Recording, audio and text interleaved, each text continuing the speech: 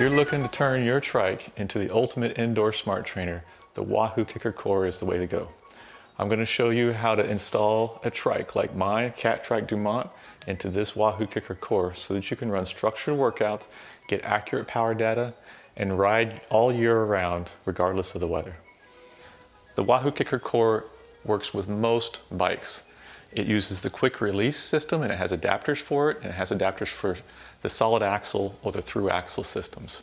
And your trike must have a standard derailleur like this in order for it to work with the Wahoo KICKR Core. If you have one of those weird trikes with the internally geared hubs or the roll-off hubs, this may not work for you, so please check your system first. So why a wheel-off trainer? Eliminates tire wear, it protects your outdoor wheel and your cassette from wear that's done through the shifting of the chain. It also protects your chain because, as you'll see here in a second, you don't need to shift. You're going to keep that chain on the same cog the entire time. You can leave that cassette on the wheel and you're going to need a cassette on the trainer. It makes switching between indoors and outdoors much easier. All right, now there's two options for this setup. You can use the cassette or you can use the Zwift Cog or the Zwift hub. I recommend this, but we're going to cover both of these. Now, if you've already got one of these on here and you bought one with a 10 speed, then you're probably fine. But if you got a new KICKR Core version 2 that comes with the 11 speed, then you're going to have to remove this because the Cat Trikes mostly are 8, 9, and 10, and with the chains just won't work with the cassettes. So I'm going to show you how to do that real quick. All right, you're going to need a chain whip and a tool that goes into the cassette like this. I'll link that in the description below, and then just a regular wrench. The chain whip just kind of keeps the cassette from moving, and this will crank down on that, and that removes the little lock nut that's holding the cassette on.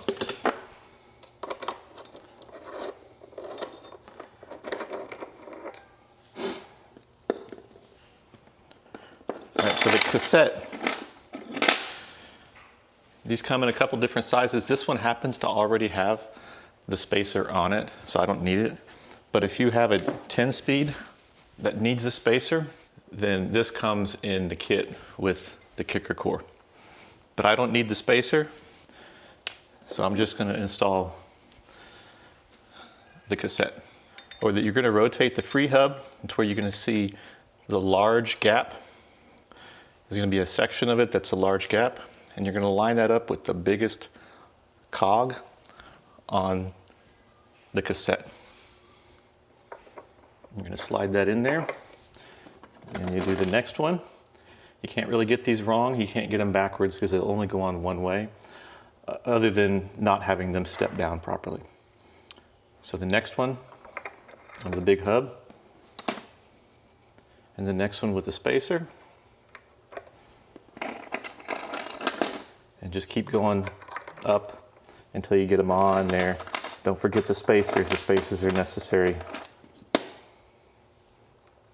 The spacers aren't keyed like these cogs are, so you don't have to worry about which way they go in. They'll go in either way. And then when you get to the last one, there's a lock nut for the cassette. It should come with the cassette. Now don't forget to grease a little bit of that lock nut. Put grease on it so that it can tighten it down properly.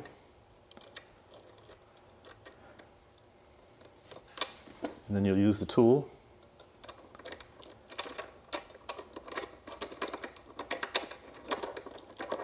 to tighten that thing on there.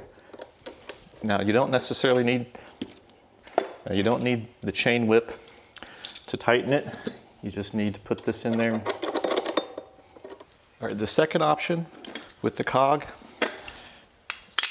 is just a single cog like the Zwift Cog. This is what came with my trainer, but it's got a similar Similar key design.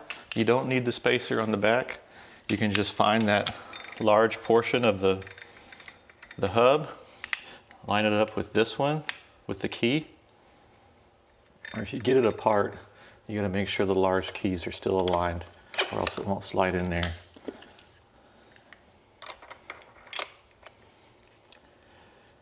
And this thing has a little key on it that helps you get it in the right spot as well. It'll line up with actually this smaller key. All right, so once you get that on there, it actually comes with its own plastic insert, which doesn't need to be torqued nearly as much. So you're going to use the same tool, but just hand tighten it on there. You might have to push in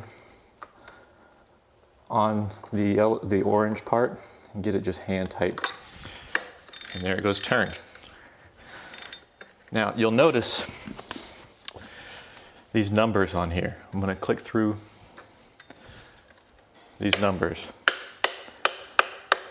Numbers 1 through 10. Now 1 is all the way to the inside, and as you click through, you'll see that cog kind of move out a little bit. Now that's how you're going to adjust this cog. So that's why you don't need a spacer, and that's what makes this system much easier to deal with.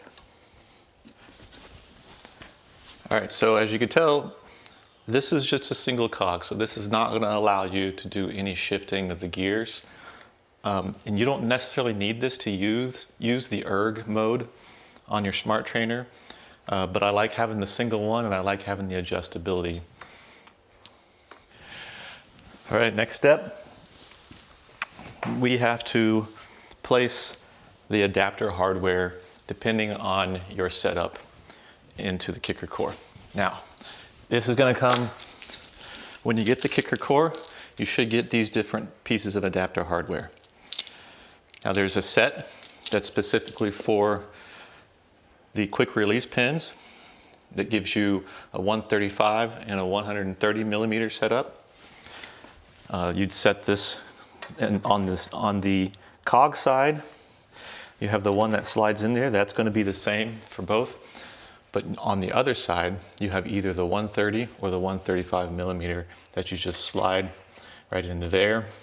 Or depending on your trike, if you have the quick release, then you turn it around and get the other side. So it works for multiple quick release. Now, if you have the through axle type, same similar thing as you got on one side. You have this one piece that goes on the cog side, but then you get to choose from two different options on the other side. One of them is 148 and one of them is 142. I use the 142. Now these are configured to where you can't get them backwards. You can't put one on the other side and the other one on that side. You pretty much can't mess this up. The only thing you can mess up is not getting the right size, and really your trike just won't fit.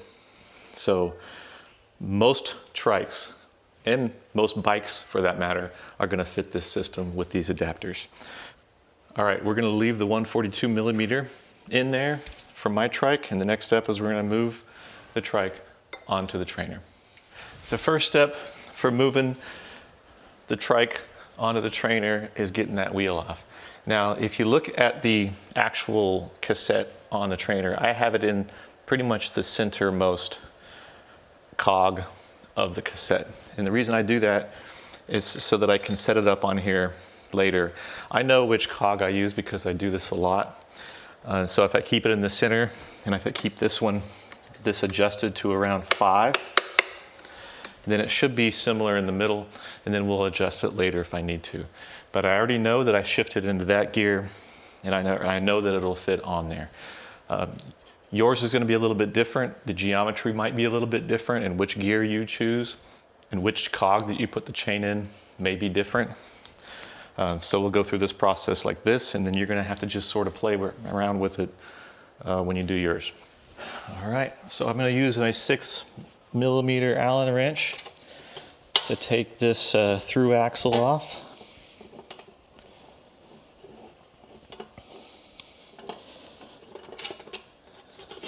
There it is. Put that to the side. All right, so when you pick this up, the wheel's gonna be loose. You're gonna kind of shimmy the derailleur out of the way. You're gonna get your hands in it and move the wheel out of the way there. And then position the trike where you need to go. Now you don't want to lay this down.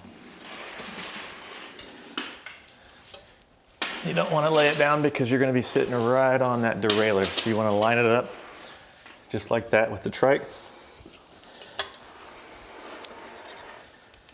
And then that chain, that top portion of the chain, you lift that derailleur out of the way, that top portion of the chain is going to go on the top of the cog.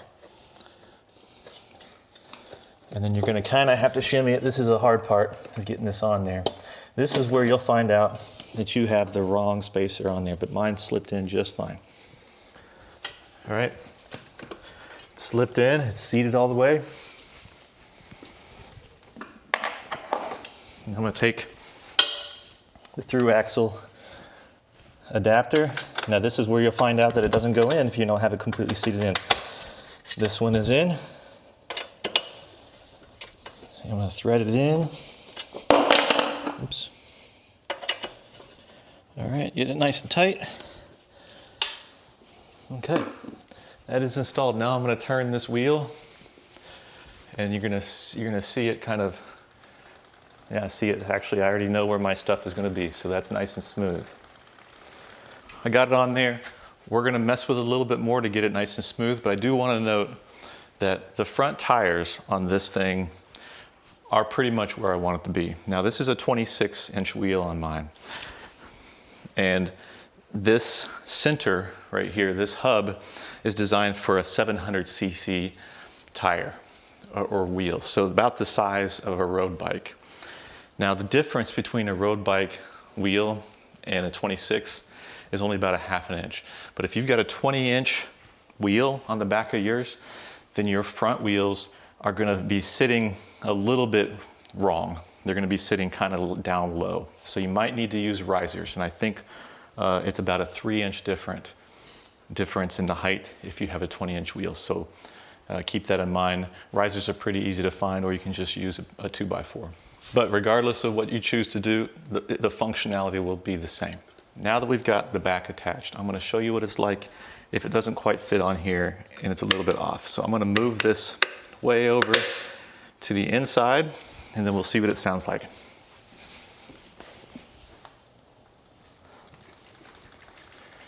You can kind of hear that noise when I turn. It's not quite optimized. It's not quite efficient. And if you have it in the wrong gear, it'll be completely off the cog. So now I'm going to have to put it back on because it fell off. So you're going to know by the sound as to how well it is seated on the cog.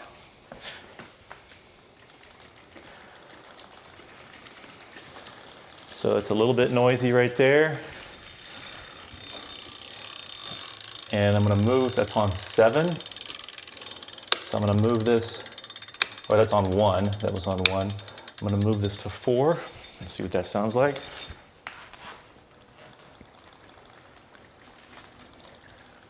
That sounds pretty good. No issues backpedaling. And you can actually kind of eye it when you look down, and you can see the chain line. And that's when you're going to know that chain line, when it's lined up, you don't have noise. Now, I have noticed that if I put it in my middle chain ring on the front, and I put my shifter all the way to the top, and I put that on about 5 or 7 or something like that, then I have a smooth operation. You don't want to be crossing chains. You don't want to have it all the way to the right on the chain ring or all the way to the left. You're going to hear the difference. So basically, you're going to listen for the quietest operation of the drivetrain. And it's going to take some trial and error. You're not going to get it right the first time. But once you figure it out, and you know exactly where your shifters are going to be, and you know exactly where your cog number is, then it'll go in perfectly every time. The rollers, actually, if you notice, people use them when you're going, you get a lot of forward and back movement. But on this trainer, you have no forward and back movement. And watch and listen as I shift. Yep, some noise right there. So right there is not good. I'm gonna go 1, 2, 3. That's too loud. So right about here is a nice sweet spot for me. You don't want to hear a lot of noise. Now, of course, if I go up a chain ring, I get a little bit more creaking in a different spot. Go all the way down. You use your ears in order to tune this. This is the one I like right here. Both my shifters pointing directly up. It just makes it easy for me to remember. All right, now if you have sensors on your wheel, you don't need the sensors on the wheels because they're probably going to be speed sensors. You have a speed sensor integrated into the KICKR Core. You also have a power meter integrated in here. And if you have cadence sensors, they're going to be on the crank. So those are already going to be on the trike. You don't need to worry about those. So those will continue working normally with the software. All right, I moved the cassette onto there just to show you what the adjustment's like on the cassette. And I just placed it on wherever I thought was right, and we'll see what it sounds like and see if we get any noise. Some shifting. That's pretty smooth. So you can actually shift with the cassette on, and that works just fine. But for a training environment, you're going to be constantly trying to get it into gear. If you're not using ergo mode, you can do some wear to your chain. So I like to find the most efficient sound.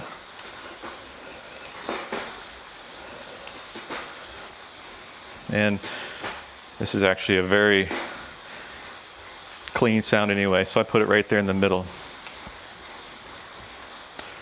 So, and if you, right here, if you forgot to put the spacer in, or you put a spacer in when you didn't need to, this is where you're going to hear it, because it's just going to be a slightly bit off, and you're not going to be able to adjust it. So if you have an issue when you're doing this part, then make sure you got the spacer thing right. All right, that's it. I'm not going to get into the integration with Zwift or Trainer Road, but here we got it. We got a stable, repeatable setup. It's quiet operation. It protects your tire, protects your wheel, and your cassette. This is a true smart solution. This is not a workaround. This is a very good product to have in your home. I would buy this before I bought a treadmill. Unfortunately, I already bought the treadmill, but anyway, that's all I got. Thanks for watching. It's a tad bent, ride long, and laid back.